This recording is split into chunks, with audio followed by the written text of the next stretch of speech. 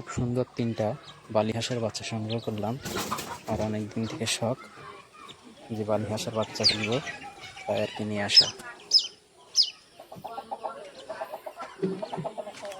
সবাই দোয়া করবেন যাতে বাচ্চা তিনটা সুস্থ থাকে।